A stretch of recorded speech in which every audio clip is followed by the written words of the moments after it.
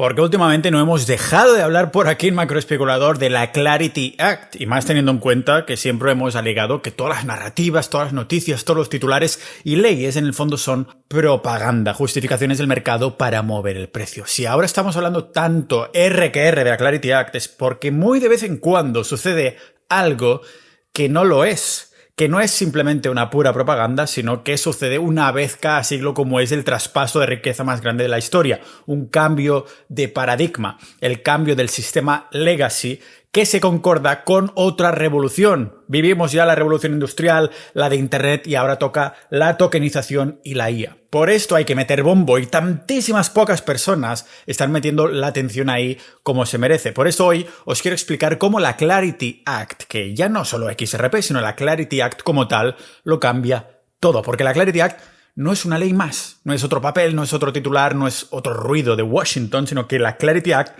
es el interruptor, la pieza legal que separa todavía no se puede tocar del ahora ya se puede integrar. Y eso, para XRP, el cambio de paradigma, el sistema monetario lo cambia todo. No porque de repente el mercado se vuelva más optimista, no porque el retail se enamore otra vez del gráfico, no porque hay una conspiración que se rompe, sino porque por primera vez los bancos, los custodios, los brokers y los proveedores de pagos tendrían un marco claro para usar XRP y los tokens institucionales dentro del sistema. Esta es la clave. Durante años, mucha gente ha querido vendernos la historia de que XRP estaba suprimido, manipulado, capado por manos oscuras. Yo no lo compro del todo. Lo que creo es que había detrás algo mucho más simple y a la vez mucho más serio, que no se podía mover o no lo podían dejar mover, no lo querían mover, no tenían la justificación para hacerlo, tenían que hacer que XRP se comportara como un token retail, como lo sigue haciendo hasta ahora, y entonces no lo podían mover como infraestructura porque las instituciones no podían tocarlo de verdad. No podían custodiarlo con tranquilidad, no podían liquidar con él, no podían ofrecerlo a clientes, no podían meterlo dentro de unas operaciones sin arriesgarse a problemas regulatorios, ¿no? Y cuando esto cambia la partida entera de este tablero de ajedrez 4D. La Clarity Act le da ya a XRP una clasificación federal formal en Estados Unidos como Digital Commodity, una materia prima digital, ¿vale?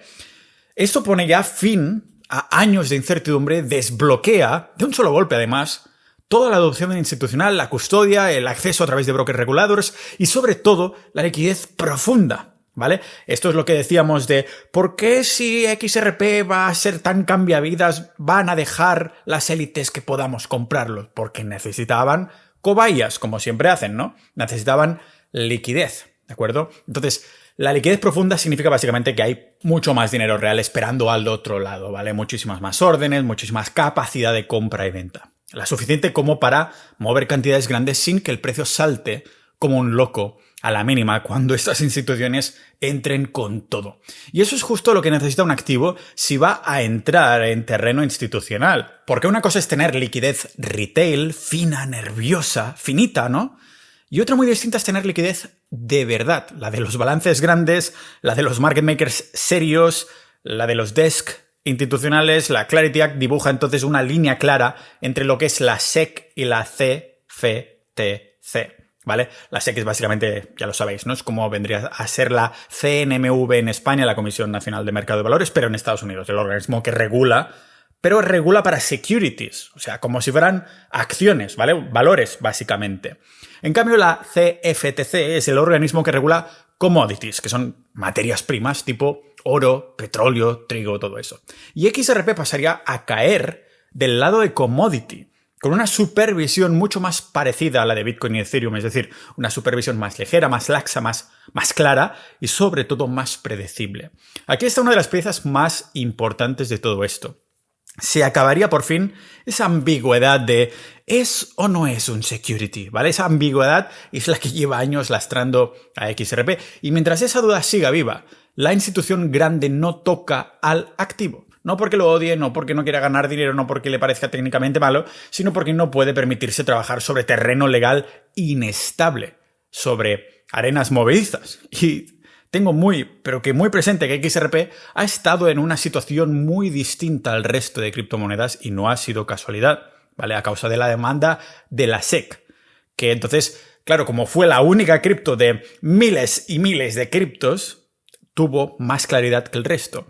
Y creo que esta claridad única, o más claridad única, fue precisamente lo que les debió permitir usarlo como apalancamiento para negociar, para estrechar la mano por debajo de la mesa con instituciones, por debajo de la mesa, ya digo, los últimos años, porque tenían más claridad que el resto de criptomonedas. Han podido dar muchos más en cajones de manos por debajo, donde van los cajones, ¿vale?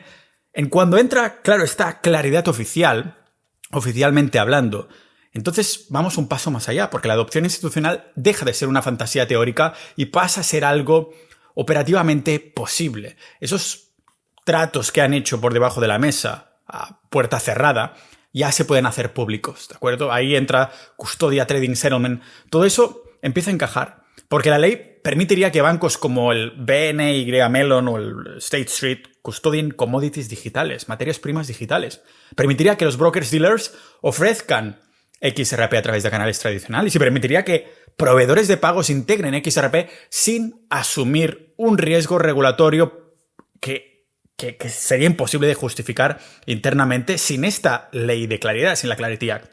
Entonces, ¿veis, no? ¿Por qué importa tanto todo esto? Porque la custodia institucional es el prerequisito para casi todo lo demás. Sin custodia seria no hay tesorerías corporativas, autopistas bancarias de settlement, acceso de brokers tradicionales, integración real en balances institucionales. Simplemente no ocurren. Primero tiene que existir, digamos, el marco legal y operativo para custodiar y luego a partir de ahí empieza todo lo demás. Por eso digo que la Clarity Act es el interruptor, no porque cree mágicamente, saque de la nada mágicamente la utilidad de los tokens, sino porque activa, esta es la palabra clave, la posibilidad de usar una utilidad que ya estaba ahí en primera instancia. Claro, pensad que una de las cosas que cambia de la Clarity Act es que pone fin, en gran medida, a la regulación por enforcement, es decir, a esa lógica de ir castigando, denunciando o amenazando sin haber dejado claro primero cuál era la regla del juego, que esto es lo que hacía hasta ahora,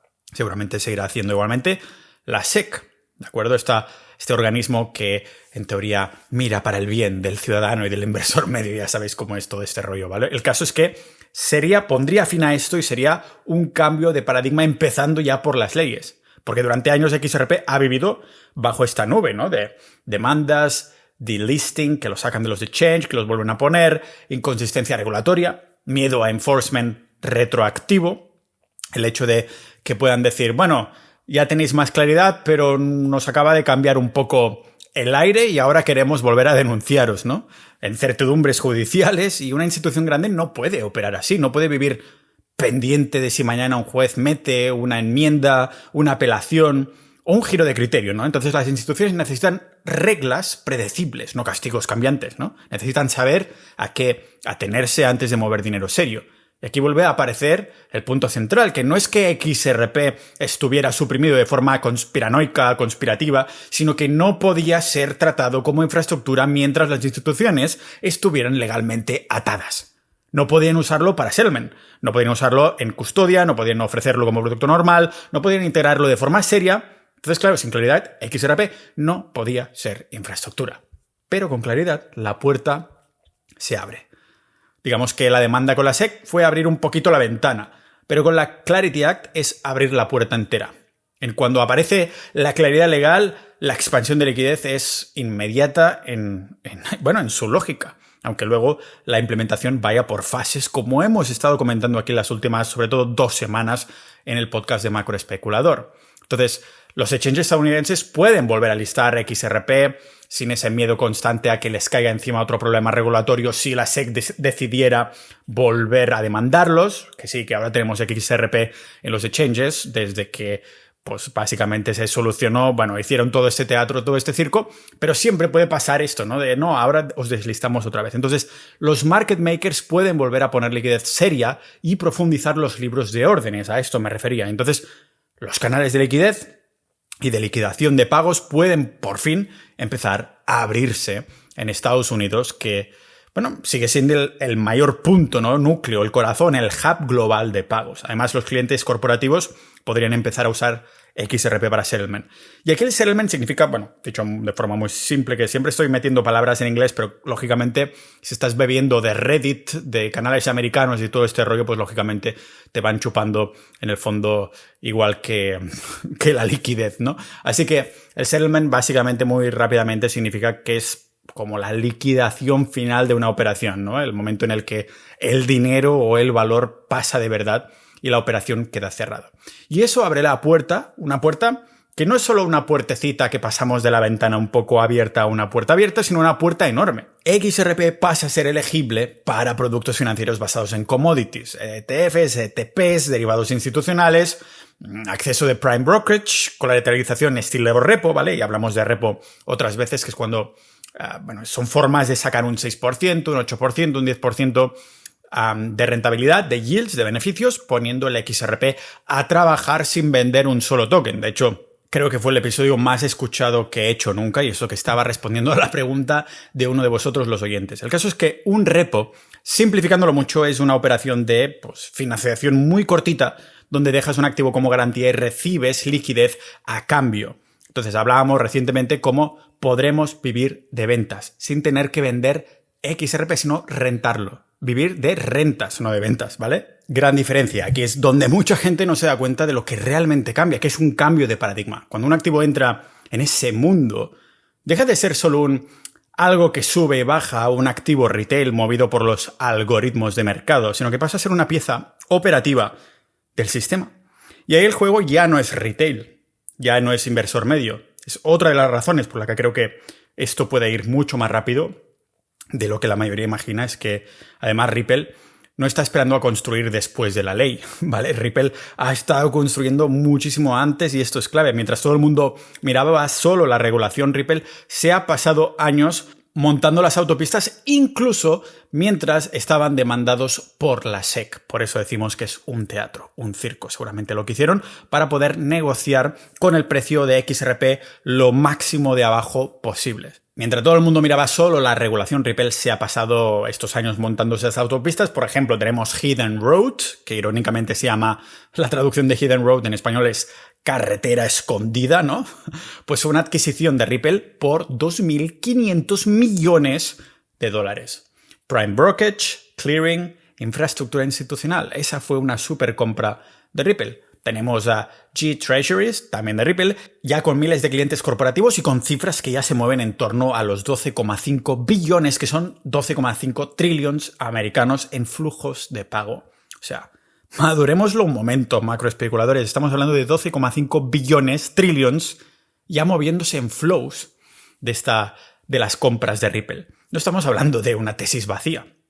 Estamos hablando de tuberías, de autopistas que ya existen. Por esto insisto tanto en que la activación, una vez llegue claridad, puede ser rapidísima. Porque Ripple ha estado construyendo estos apretones de manos, esa infraestructura por adelantado, no después, sino antes. Y esa diferencia ya es gigantesca. Porque si primero hubiese que aprobar la ley y luego construir todo, el calendario sería mucho más lento.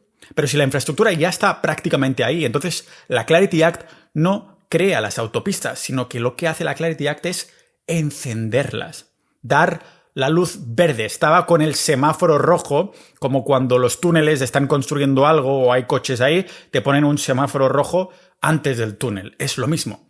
Si lo ponemos encima de la mesa de este tablero de ajedrez 4D, de una forma muy limpia, los beneficios concretos de la Clarity Act para XRP específicamente serían muy claros. Primero, clasificación commodity como materia prima digital, muy clara, ¿no? Se termina esta incertidumbre legal principal, básicamente. Después, supervisión CFTC en lugar de la SEC, que son reglas más livianas, ligeras, pasajeras, más previsibles, sobre todo, y más aptas, para commodities digitales. Después, custodia institucional. Los bancos pueden mantener y usar XRP. Acceso de brokers tradicionales. XRP puede ofrecerse a través de canales financieros normales. Puedes verlo ya en Interactive Brokers, por ejemplo, ¿no? Activación de canales de liquidez y liquidación. Y aquí es donde empieza a entrar valor que fluye, que transmite, que hace revalorizar el token de XRP de verdad. También expansión de liquidez. Exchanges y market makers pueden reentrar con menos miedo regulatorio. Y eso hace un montón, ¿no? Elegibilidad para productos financieros, ETFs, derivados, colateral, prime brokerage, todo eso que hemos mencionado antes, y que ya tienen infraestructura lista. Estamos hablando de Hidden Road, G-Treasury y todo lo que Ripple lleva construyendo durante años. Y quiero dejar una cosa muy clara en todo esto. La Clarity Act no hace útil a XRP. Lo que hace es permitir que esa utilidad ya construida pueda usarse dentro del sistema. Entonces, digamos que la Clarity Act permite esa utilidad de XRP.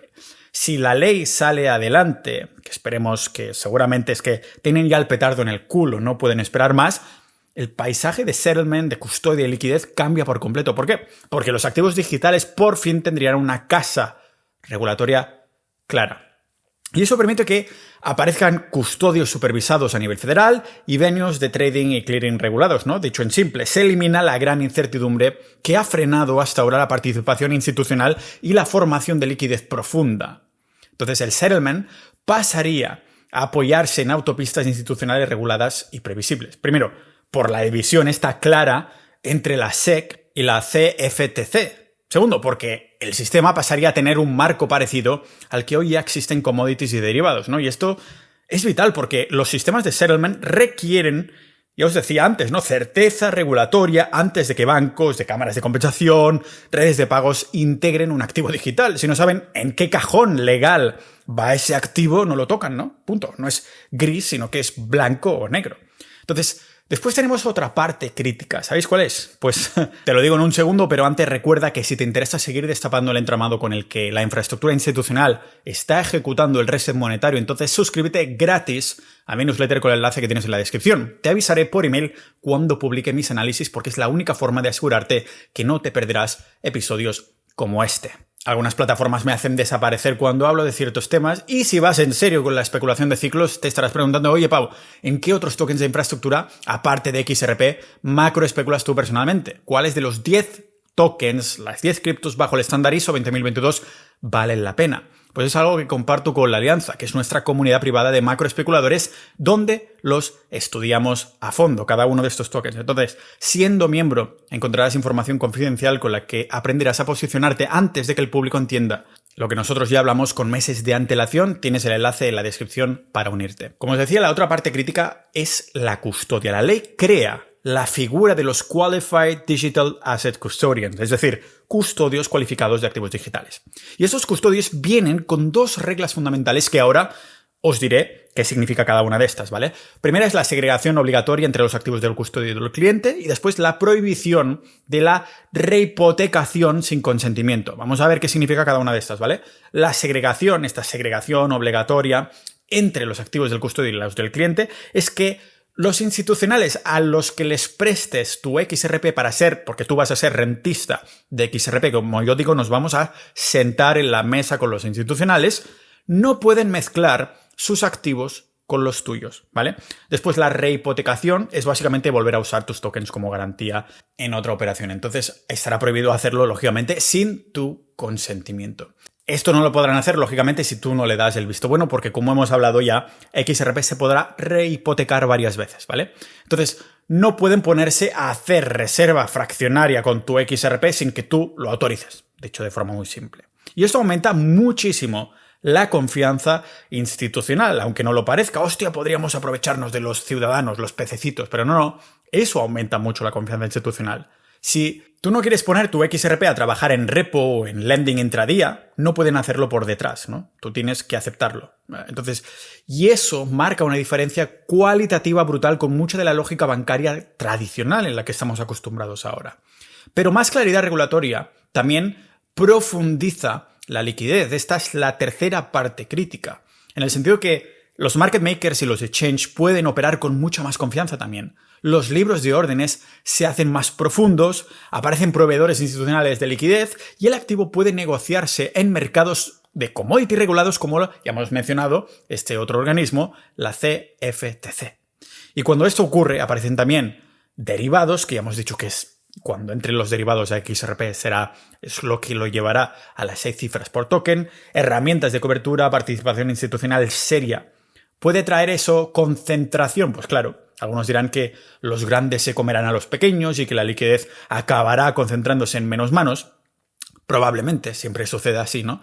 Pero eso no es una anomalía del nuevo sistema. Eso ha sido siempre así por naturaleza humana. Lo importante aquí no es si la liquidez se concentra, sino que lo importante aquí, queridos macroespeculadores, es que por fin puede profundizarse esta liquidez bajo reglas claras.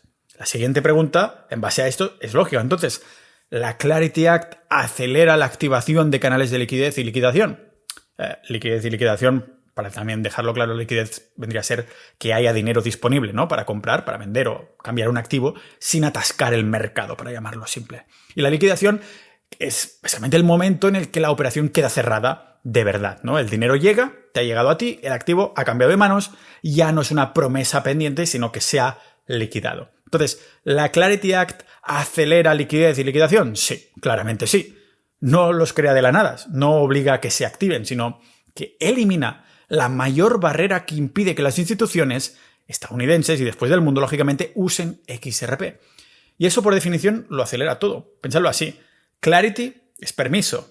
ODL es implementación. Entonces, canales de liquidez igual a demanda más liquidez más uso, ¿no? Entonces, la claridad no crea los canales. Lo que hace es permitir que las instituciones los enciendan. Es como si, bueno, en vez de ser el interruptor, la Clarity Act es la tapa de encima del interruptor, esa tapa de momentos importantes en centrales nucleares o algo así de los dibujos animados, que tienen que abrir primero la tapa, que es el protector, que se retira, se abre esa tapa y entonces ya pueden apretar el interruptor, ¿no? Por eso digo que la Clarity Act es ese switch, o parte de ese switch, es parte de esta tapa. Cuando hablamos de flip the switch, de apretar el interruptor, es eso, ¿no? El interruptor no es una vela verde, no es un influencer, no es un ETF más, es la Clarity Act. Entonces hemos mencionado ODL, que lo vamos a definir también muy rápido, que son las siglas de On Demand Liquidity, que es básicamente el sistema de Ripple para mover dinero entre países usando XRP, ¿vale? Como un puente temporal entre dos divisas, ¿no? En vez de que un banco tenga dinero bloqueado de antemano en otro país, pues compra XRP en origen, lo mueve por la red 3-5 segundos y lo vende en destino por la divisa local. Dicho simple, ODL intenta sustituir parte del dinero prefinanciado por una liquidación rápida usando XRP como activo puente, ¿no? Pues el ODL, este sistema, depende de varias piezas a la vez. Los market makers, socios de liquidez, exchanges, custodios, bancos, proveedores de pagos, todos están regulados, todos. Y claro, sin claridad legal no pueden tocar ni un solo XRP, no pueden tocarlo, integrarlo, no pueden meterle flujos serios. Cambio, con claridad cambia todo. Los abogados saben por fin dónde pisan, ¿no? Los compliance teams saben qué reglas aplican, los custodios saben cómo tratarlo, los bancos saben si pueden o no usarlo en sus operaciones. Y aquí entra otra idea que para mí es vital. Los canales de liquidez y liquidación de Estados Unidos son los más importantes del mundo. Ripple ya tiene canales en APAC, LATAM, Japón y otras zonas, sí, pero Estados Unidos, estamos hablando específicamente, ¿vale?, de canales de liquidación y liquidez. Estados Unidos sigue siendo el mayor hub, el corazón, el núcleo de pagos global. Sin participación de Estados Unidos, la liquidez está fragmentada. El settlement queda limitado, la adopción institucional nunca está completa, ¿no? En cambio, con claridad, por fin entran bancos estadounidenses, market makers estadounidenses, corporates estadounidenses, más liquidez institucional en dólares, y eso multiplica el potencial de estos canales de liquidez. Cuando decimos que XRP se usa para settlement, lo que estamos diciendo de fondo es que las autopistas financieras empiezan a usar XRP. Y eso es más valor entrando, fluyendo a revalorizar el token de XRP. Entonces, el ODL necesita pools profundos de liquidez, market makers y flujo institucional. O sea, pasta gansa. Mucho mercado, pero claro, sin institucionales no hay flujo serio. Sin flujo no hay valor fluyendo en la red de XRP. Entonces, claro, la incertidumbre regulatoria ha mantenido la liquidez de Estados Unidos artificialmente baja, pero la Clarity Act elimina este riesgo legal y eso permite que los market makers reentren otra vez, que los bancos aporten liquidez, que los corporates usen XRP para settlement. Esa es la base real para activar canales de liquidez y liquidación. Entonces, las instituciones no se mueven por hype, no se mueven por narrativa, no se mueven por a ver si sale bien. Se mueven por certeza legal, compliance, regulación, marcos claros de custodia, clasificación clara del activo, framework claro de settlement. Eso es lo que han estado esperando por fin. Y Ripple, mientras tanto, ya ha construido la infraestructura. Por eso la activación no tiene por qué ser lenta, pero lo que los macroespeculadores creen es que lo primero que el sistema va a intentar arreglar una vez tenga permiso legal para hacerlo, es el mayor dolor que tiene ahora mismo ese propio sistema. Y ese dolor es la liquidez inmovilizada en cuentas nostro vostro, los 27 billones, que son 27 trillones americanos, atrapados en cuentas prefinanciadas en todo el mundo, en el que ya le dedicamos un episodio entero, el episodio 129, llamado El dilema de los 27 billones, lo sé, muy original. Entonces, para hacer un poco de recordatorio muy rápido, estas cuentas nostro vostro son cuentas que un banco mantiene en otro banco extranjero, simplemente para poder operar en otra divisa, ¿no? Sirven para pagos internacionales prefinanciados, pero obligan a dejar este dinero ahí congelado, prefinanciado fuera, ¿no? Dicho simple, capital aparcado, estos son las cuentas nostro vostro, en distintos países, distintas cuentas, distintos bancos, para que las transferencias puedan liquidarse sin esperar demasiado, y aún así tienes que esperar un montón, ¿no? Entonces, no estamos hablando de una ineficiencia menor, aunque parezca una tontería, es una responsabilidad sistémica. Y cada vez lo es más porque la liquidez escasea. Los tipos son volátiles. Las garantías son el rey ahora mismo. Las llamadas de garantías son más rápidas. Los shocks globales pegan cada vez más fuerte.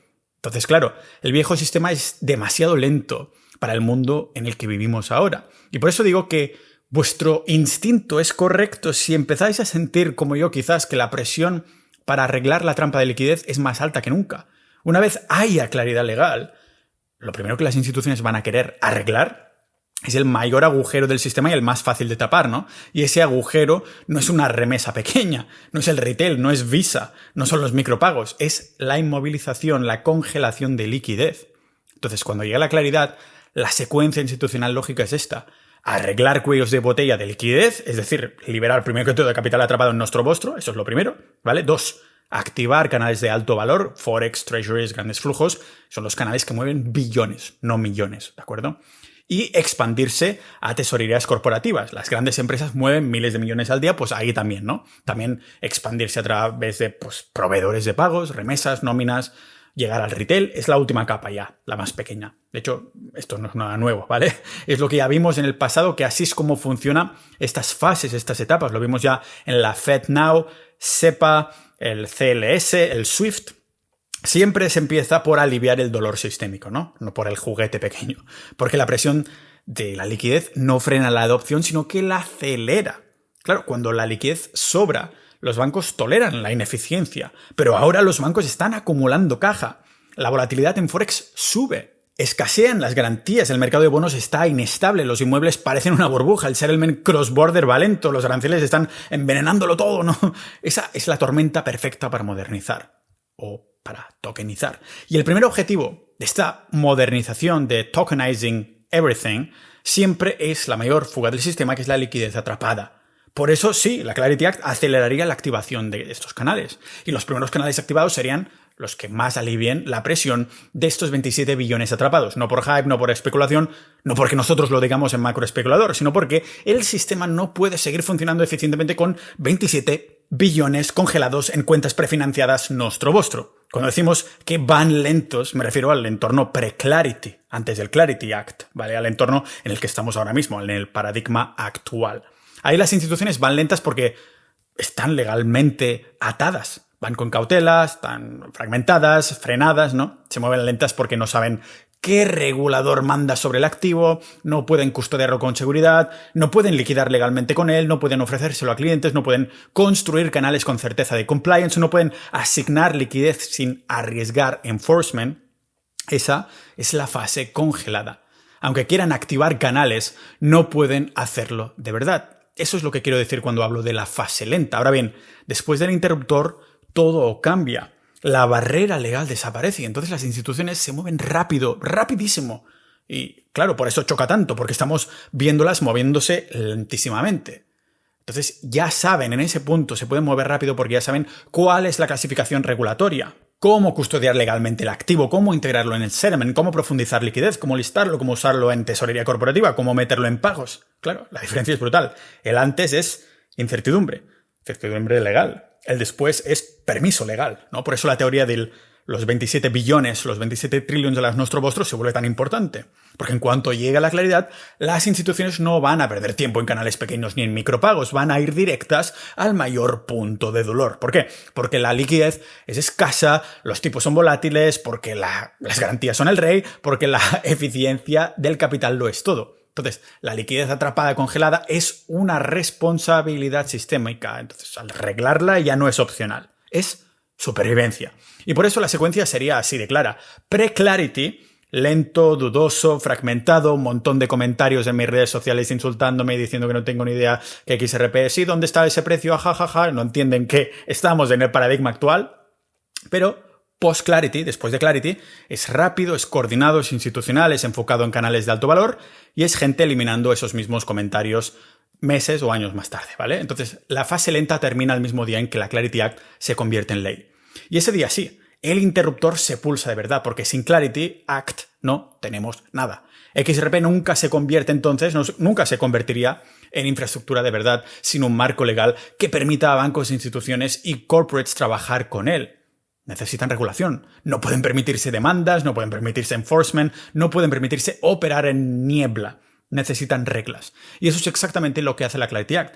Darles por fin el permiso para activar lo que ya estaba construido. Por esto digo que estas macroespeculaciones no son predicciones, son un diagnóstico. El diagnóstico de un sistema monetario terminal con los días contados, y lo que viene después es lo que llevan décadas preparando. El nuevo sistema no está esperando a ser construido, sino que está esperando a ser permitido. Por esto, si vas en serio con la especulación de ciclos, te estarás preguntando, oye, Pau, ¿en qué otros tokens de infraestructura, aparte de XRP, macro especulas tú personalmente? ¿Cuáles de los 10 tokens, las 10 cripto bajo el estándar ISO 20022 valen la pena? Pues es algo que comparto con la Alianza, nuestra comunidad privada de macroespeculadores, donde los estudiamos a fondo, cada uno de estos tokens. Siendo miembro encontrarás información confidencial con la que aprenderás a posicionarte antes de que el público entienda lo que nosotros ya hablamos con meses de antelación. Ahí comparto análisis privados, mi cartera, respondo tus consultas y tienes acceso a los chats con los demás miembros. Únete a la Alianza con el enlace que tienes en la descripción y nos vemos dentro y también en el próximo episodio de Mi Lado Macroespeculador.